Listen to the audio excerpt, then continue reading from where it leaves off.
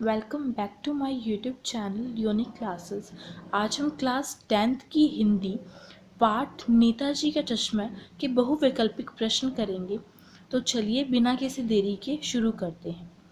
हमारे पास पहले एक ये पैराग्राफ दे दिया है जिसे हमें पहले पढ़ना है और उसके बाद इसके बहुविकल्पिक यानी कि MCQs को सॉल्व करना है। तो चलिए हम पहले इसे रीड कर लेते हैं। हौलदार साहब को यह सब कुछ बड़ा विचित्र और कुतूक भरा लग रहा था। इन्हीं ख्यालों में खोए खोए पान के पैसे चुकाकर चश्मे वाले की देशभक्ति के समक्ष नतमस्तक होते हुए वह जीप की तरफ चले, फिर रुके, पीछे मुड़े और पान वाले के पास जाकर पूछा, क्या कैप्टन चश्मे वाला नेताजी का साथी है या आजाद हिंद फौज का भूतपूर्व सिपाही है? पान वाला नया पान खा रहा था। पान पकड़े अपने हाथ को मुंह में 1.5 इंच दूर रोककर उसने हौलदार साहब को ध्यान से देखा, फिर अपनी लाल काली बत्तीसी दिखाई और मुस्कुराकर बोला, नहीं साहब, वो लंगड़ा क्या जाएगा फौज में? पागल है पागल। वो देखो वो आ रहा है, आप उसी से बात कर लो, फोटो वोटो छपवा दो उसका कहीं। यहाँ पे जो पान वाला है वो कैप्टन जो कि एक देशभक्त है उसका मजाक उड़ा रहा है। ये बात हौलदार साहब को थोड़ी बुरी भी लगी कि जो देशभक्त है उसका मजाक उड़ाया जा रहा है। तो अब हम इसके बहुविकल्पिक प्रश्न कर लेते हैं यानी कि MCQs कर लेते हैं। इसका पहला ही प्रश्न हमें दिया गया है, हौलदार साहब को किसकी देशभक्ति के समक्ष नतमस्तक हुए? हौलदार साहब किसकी देशभक्ति के समक्ष नतमस्तक हुए? इसका पहला ऑप्शन है चश्मे वाले के, दूसरा है पान वाले के, तीसरा है नेताजी के और चौथा है सिपाहियों के। तो इसका हमें पैराग्राफ में भी यही हमें दिया गया है। आपको शायद ये लाइन याद भी होगी कि चश्मे वाले की देशभक्ति के समक्ष नतमस्तक होते हुए वह जीप की तरफ चले। यहाँ पे जो पैराग्राफ है उसमें हौलदार साहब की बात की जा रही है कि वो चश्मे वाले की देशभक्ति के तरफ नतमस्तक हुए, यानी कि उनको उनकी देशभक्ति इतनी पसंद आ गई तो वो उन पर नतमस्तक हुए। तो इसका क आंसर यानी कि चश्मे वाले के ये बिल्कुल सही रहेगा, यानी कि सही आंसर है ये। अब हमारा इसका पैराग्राफ का दूसरा प्रश्न है, हौलदार साहब ने चश्मे वाले के बारे में किससे पूछा? तो हौलदार साहब ने चश्मे वाले के बारे में किससे पूछा था? इसका उत्तर हमें बार बार अपने पैराग्राफ में मिल रहा है पान वाले से, क्योंकि पान वाला यहाँ पे बता रहा है, उसकी थोड़ी सी पान वाले की छवि दिखाई गई है कि वो कैसे अपने लाल काली बत्तीसी दिखाता हुआ बता रहा है कि हौलदार साहब को बता रहा है कि कैप्टन वो तो लंगड़ा है और वो पागल है, वो क्या फौज में भर्ती होगा। तो ये सारी बातें जो है वो पान वाला ही हौलदार साहब को बता रहा है, इसीलिए इसका ख ऑप्शन बिल्कुल सही रहेगा पान वाले से। हमारा अगला तीसरा प्रश्न है, पान कौन खा रहा था? तो हम इसके ऑप्शंस देख लेते हैं। चश्मे वाला नहीं, हौलदार साहब बिल्कुल नहीं, पान वाला। अब पान कौन खा रहा था? इस पूरे पैराग्राफ में हमें पान वाले के बारे में बताया गया है, हौलदार साहब के बारे में बताया गया है और कैप्टन के बारे में बताया गया है। यहाँ पे हमें 3 लोगों के बारे में बताया गया है, उसमें से जो पान वाला था वही खुद पान को खा रहा था। यही इसका जो ग है बिल्कुल सही उत्तर है ये। तो चलिए हम अपना अगला प्रश्न देख लेते हैं। पान वाले ने चश्मे वाले को क्या कहकर संबोधित किया? आपने ये लाइन मैं आपको दोबारा याद दिलाती हूँ कि जो पान वाला है वो ये कहता है कि वो लंगड़ा क्या फौज में जाएगा, पागल है पागल।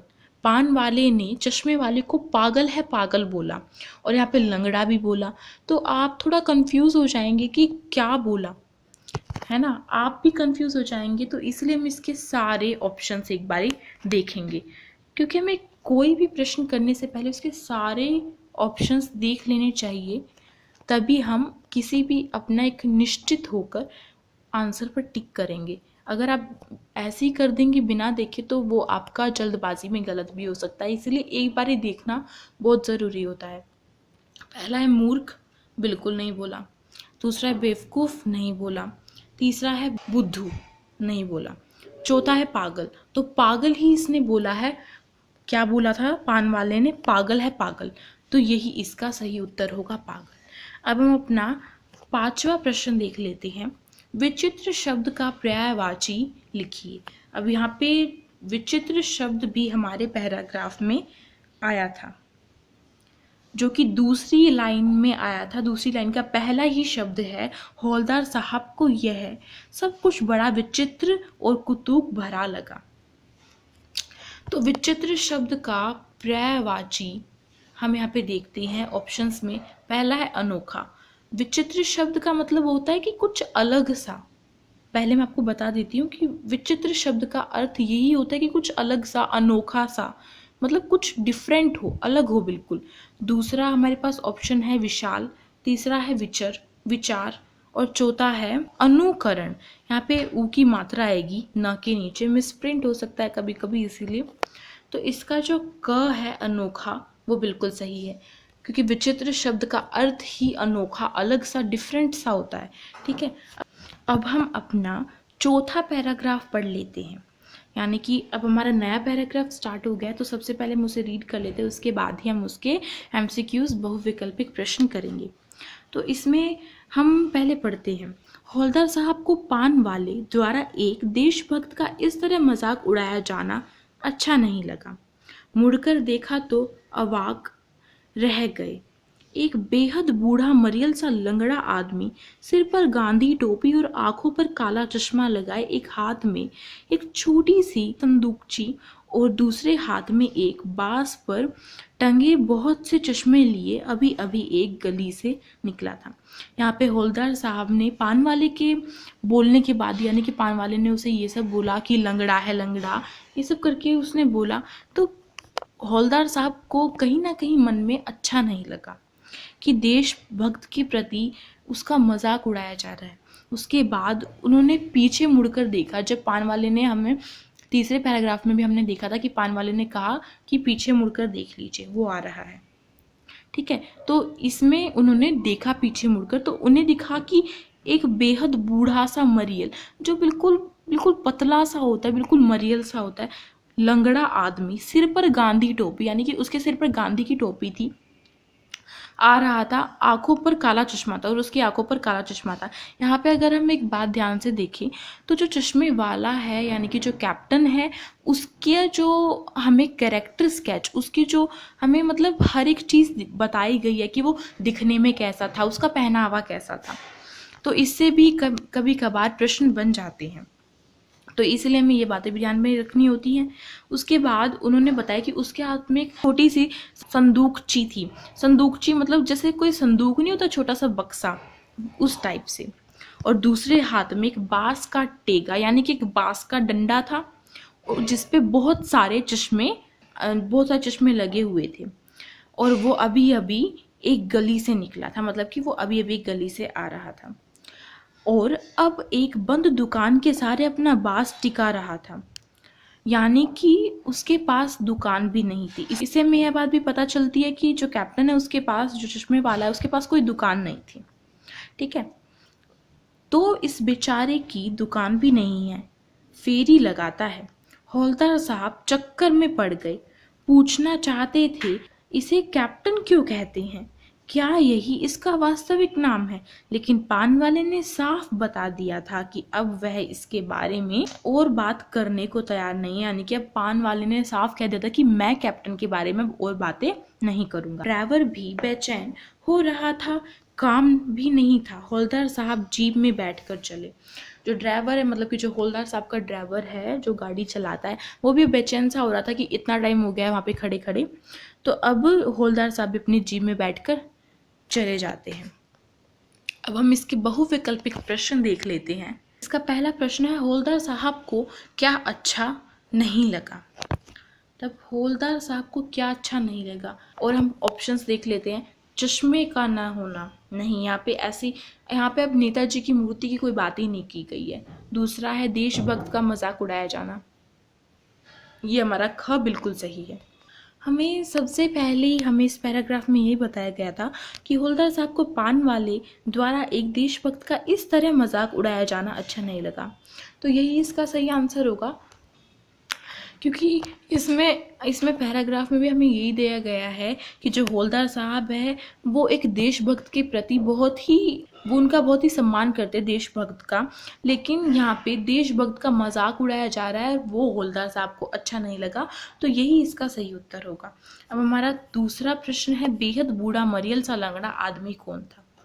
अब इतने सारे शब्द किसके लिए प्रयोग किए गए थे पैराग्राफ में, ये बात आपको याद होगी। तो हम ऑप्शंस देख लेते हैं।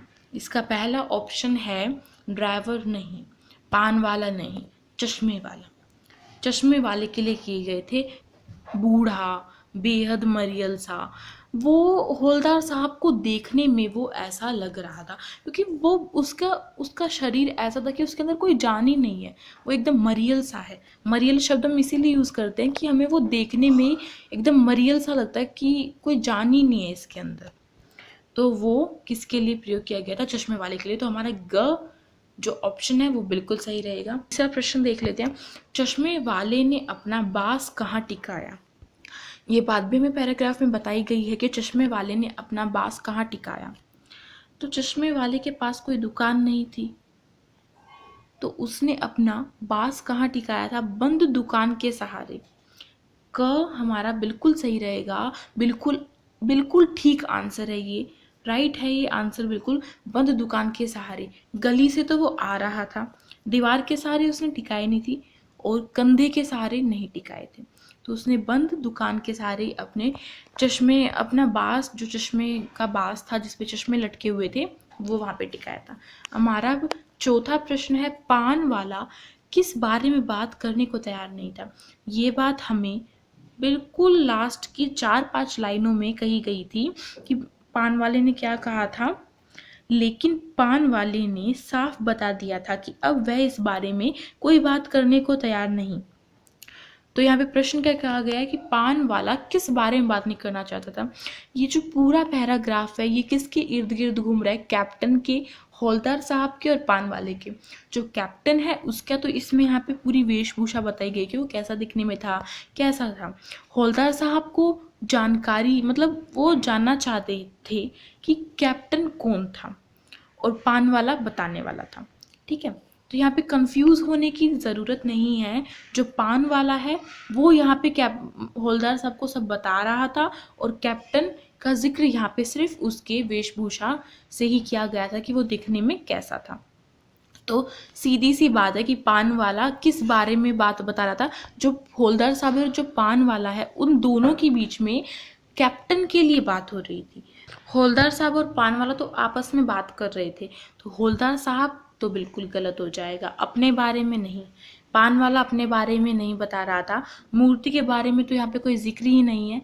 लास्ट है हमारे पास ऑप्शन चश्मे वाले के बारे में, तो यही हमारा सही उत्तर है। अब हमारा 5वां प्रश्न है पैराग्राफ का, हम उसे देख लेते हैं। अवाक शब्द का अर्थ क्या है। अवाक शब्द का अर्थ बताइए। तो अवाक शब्द यहाँ पे हमारे पैराग्राफ में बहुत एक बारी प्रयोग किया गया है, तो हम इसके ऑप्शंस देख लेते हैं। अवाक शब्द के अर्थ बताना है तो इसके ऑप्शंस हम देख लेते हैं। पहला है यहाँ पे चकित, दूसरा है परेशान, तीसरा है दुखी और चौथा है खुश। अवाक शब्द का मतलब होता है कि एकदम से शौक हो जाना, एकदम से चकित हो जाना, है ना, कि हम किसी को देख के एकदम से शौक हो जाते हैं, एकदम से हम चौंक जाते हैं देख के। यहाँ पे चकित बिल्कुल इसका सही उत्तर है। हमने बहुविकल्पिक प्रश्न करे तो इससे हमें चैप्टर भी जो है वो अच्छे से क्लियर हो जाता है। जब हम अपने बहुविकल्पिक प्रश्न अच्छे से, यानी कि एमसीक्यूज को अच्छे से समझ के करते हैं, तो कहीं ना कहीं हमारे जो चैप्टर में छोटी छोटी बातें होती हैं वो भी हमें अच्छे से क्लियर हो जाती है। अगर आपको चैप्टर अच्छा लगा हो, आपको ये सारा समझ में आ गया हो, तो आप वीडियो को लाइक कर सकते हैं, और अगर आप चैनल पर नए हैं तो उसे सब्सक्राइब करना मत भूलिएगा, और साथ में जो बेल आइकन है, जो नोटिफिकेशन के लिए बेल आइकन होती है, उसे भी आप प्रेस कर दीजिएगा, जिससे कि न्यू वीडियोस की नोटिफिकेशन आपके पास आती रहेगी। और अगर आपको इस वीडियो से संबंधित कोई भी परेशानी है तो आप मुझे कमेंट बॉक्स में बता सकते हैं, और आप इन प्रश्नों के उत्तर भी मुझे साथ के साथ कमेंट बॉक्स में बता सकते हैं। Thank you.